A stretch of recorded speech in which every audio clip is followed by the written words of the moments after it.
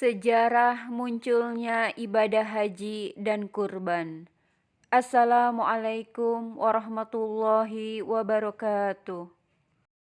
Di dalam Al-Quran, Nabi Ismail adalah tokoh yang dipandang sebagai nabi dan rasul. Nabi Ismail juga dikaitkan dengan Mekah dan pembangunan Ka'bah.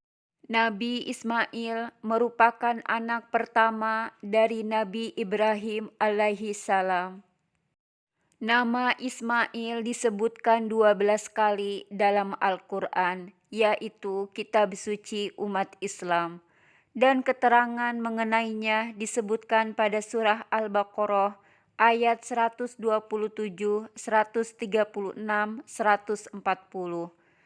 Surat An-Nisa ayat 163, Surat Maryam ayat 54-55, dan Al-Anbiya ayat 85-86. Juga dalam As-Saffat ayat 101-107, kisah Nabi Ismail alaihissalam awal mula ibadah haji dan kurban. Putra Nabi Ibrahim alaihissalam yaitu Ismail diangkat menjadi seorang nabi dan rasul ke-8 oleh Allah Subhanahu wa taala. Kisah Nabi Ismail alaihissalam merupakan asal mula dari ibadah haji dan kurban. Ismail adalah anak Ibrahim dengan istrinya Siti Hajar. Saat Ismail lahir, atas perintah Allah, Ibrahim membawa anaknya bersama Siti Hajar keluar dari Palestina. Mereka melewati padang pasir nan gersang menuju lembah berbukit yang dikenal sebagai Lembah Bakkah. Lembah itu kini merupakan kota suci Mekah. Di lembah itu, Nabi Ibrahim membuat tempat berteduh dengan makanan dan minuman seadanya. Nabi Ibrahim lalu kembali ke Palestina sambil terus berdoa untuk keselamatan Siti Hajar dan Nabi Ismail. Setelah berhari-hari di padang pasir, Siti Hajar kehabisan makanan dan minuman untuknya serta Ismail. Ismail kecil menangis kehausan ingin menyusu. Siti Hajar lalu berlari ke sana kemari mencari air untuk putranya. Dia berlari di antara dua bukit, Syafa dan Marwah. Kisah ini menjadi asal mula rukun ibadah haji yang dikenal dengan sa'i atau berlari-lari kecil sebanyak 7 kali antara bukit Syafa dan Marwah. Saat Siti Hajar kelelahan, dia mendengar suara yang memanggilnya untuk membawa Nabi Ismail kecil ke tempat tersebut. Setibanya di tempat itu, Siti Hajar meletakkan Ismail yang kemudian menghentakkan kakinya. Dari hentakan kaki itu, muncullah air jernih yang kini dikenal sebagai sumur Zam-Zam. Siti Hajar meminumkan air itu kepada Ismail. Sumber air itu membuat suku Jumhur berbondong-bondong mendatangi lokasi tersebut. Dalam beberapa tahun, Lembah Bakkah berkembang menjadi tempat yang ramai penduduk. Ismail dibesarkan oleh ibunya Siti Hajar di Mekah. Nabi Ibrahim alaihissalam yang tinggal di Palestina rutin berkunjung ke Mekah hingga Nabi Ismail menginjak usia remaja. Nabi Ibrahim alaihissalam menyampaikan bahwa ia mengalami mimpi buruk. Nabi Ibrahim mengatakan bahwa Allah Subhanahu wa taala memerintahkannya untuk menyembelih Ismail. Ibrahim lalu meminta pendapat kepada Ismail. Wahai anakku, sesungguhnya aku melihat dalam mimpi bahwa aku menyembelihmu. Maka pikirkanlah apa pendapatmu, kata Nabi Ibrahim. Lantas dengan gagah berani, Ismail kecil meminta ayahnya untuk melakukan perintah Allah itu. Hai Bapakku, Kerjakanlah apa yang diperintahkan kepadamu. Insya Allah, kamu akan mendapatiku termasuk orang-orang yang sabar, kata Nabi Ismail.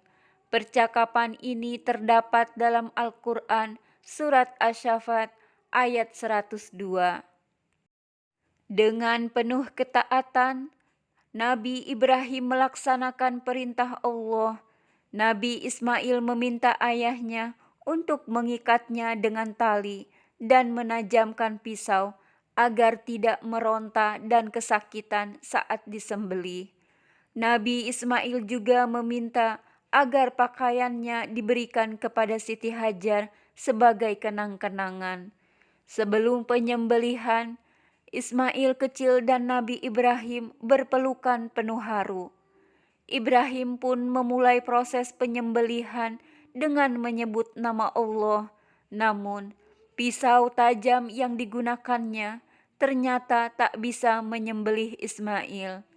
Ismail pun meminta ayahnya untuk menyembelihnya tanpa melihat wajahnya. Namun, tetap saja pisau Ibrahim tak bisa menyembelih sang anak.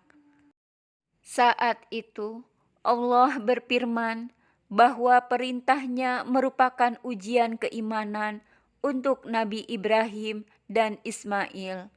Allah mengirimkan seekor kambing untuk disembelih, pengganti Nabi Ismail. Dan kami tebus anak itu dengan seekor sembelihan yang besar. Bunyi terjemahan surat As-Saffat ayat 107. Peristiwa penyembelihan ini merupakan asal mula ibadah kurban yang disunahkan atau sangat dianjurkan bagi orang yang mampu di hari raya Idul Adha. Saat Nabi Ismail beranjak dewasa, ia bersama ayahnya kembali mendapat perintah dari Allah untuk membangun Ka'bah di dekat sumur Zam-Zam. Ismail dan Nabi Ibrahim membangun Ka'bah dengan penuh doa.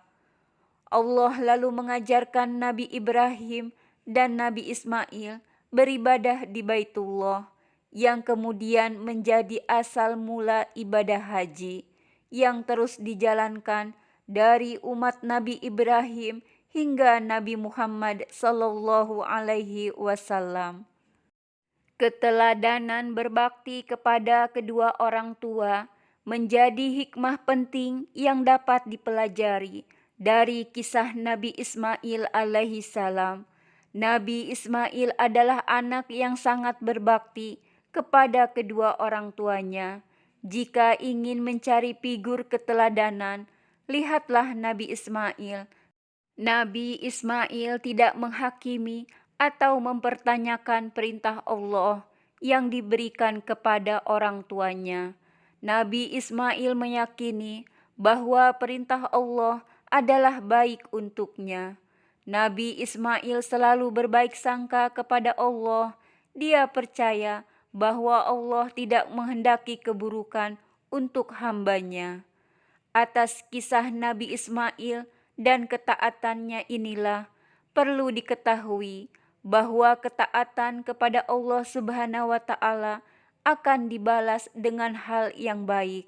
Ketaatannya dibalas oleh Allah dengan diselamatkan, tidak jadi dikurbankan. Wallahu a'lamu bishawab.